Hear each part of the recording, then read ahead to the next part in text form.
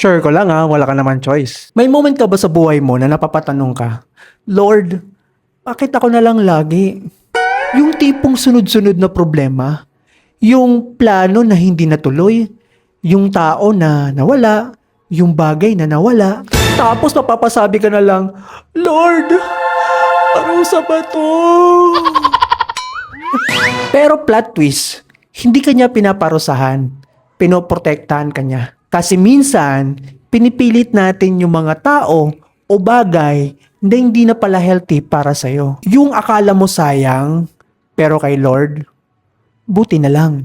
Parang ikaw, gusto mo pa rin siya, kahit red flag na, kahit di ka na gusto. Si Lord na yung nagsabi, anak, itigil mo na yan. O kaya naman sa trabaho, yung pinipilit mo pa rin kahit ubus ka na. Si Lord na yung nagko-close ng door kasi hindi mo na naalagaan yung sarili mo.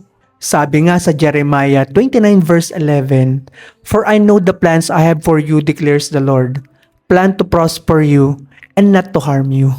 Ibig sabihin, kung hindi mo man gets ngayon, may mas magandang hinahandang direction para sa'yo.